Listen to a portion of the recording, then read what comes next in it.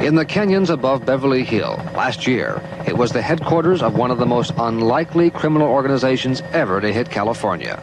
And at the top of it all, 4 middle-aged divorced women, grandmothers, who apparently went into the cocaine business looking for a little excitement. Yes, the stereotype of the granny is probably what makes it so difficult to think about them as criminal, but also possibly enables them to hide more effectively from anybody who thinks that they may be criminal. Because we have this image, it's both ageist in assuming that old people can't be criminals, and also sexist in assuming that women can't be criminals.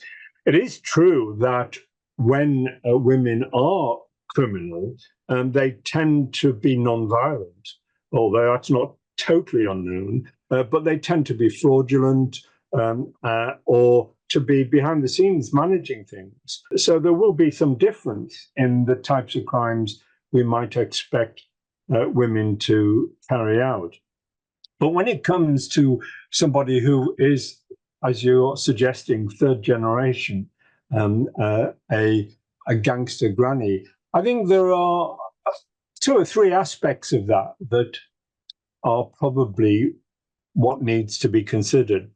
One is, of course, if they grow up within a criminal environment, within a criminal community, then committing crime may not be regarded as unusual. It may be part of their way of life, and they may well have learned how to hide behind the sort of granny persona, pretend to be a traditional granny, even though they have a long history of being involved in criminal activity. And that's not at all unknown for even mafia bosses to have been, in effect, grannies. So that's one aspect of it.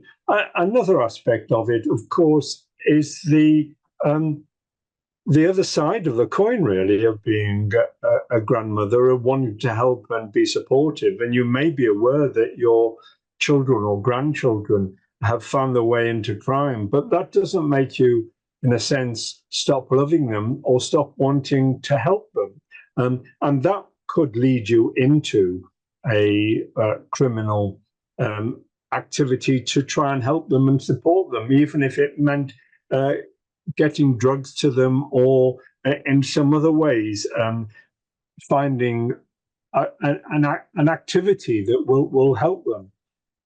And then, of course, there is the other combined aspect of that, which is that if you're part of a criminal community and individuals that you're close to are caught up in being imprisoned or involved in other sorts of crimes, and the people they associate with are insisting that you help, then as a grandmother, you want to help your offspring if you possibly can. And if there's a sort of blackmailing component of that, that may also enable you to feel that it's something you've got to do. The involvement of women in violence comes as a surprise. And I remember an Israeli soldier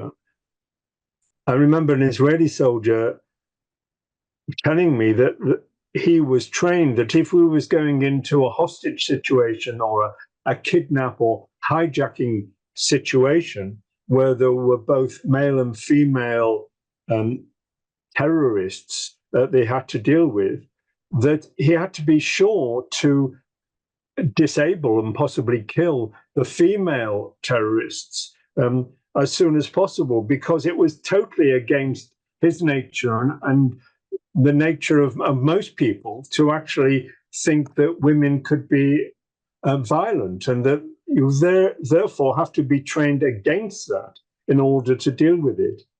And I would think there are similar things in relation to the police, that women, and particularly elderly women who are known to be caring grandmothers, the police would possibly be reluctant even to think that they could be criminal, and doubtless there are some women who will actually use that to their own advantage. I think there are quite a few women who know that if they appear sweet and innocent, they can get away with an awful lot. If on top of that they seem frail and possibly even pretend to be not terribly clear what's going on, that gives them even more opportunity to hide in plain sight.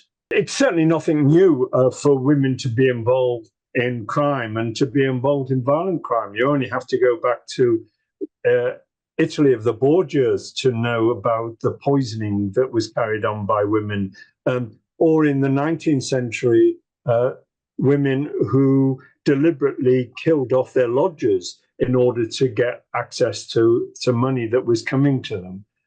There's nothing new about women being nasty and criminal, much as we like to think otherwise.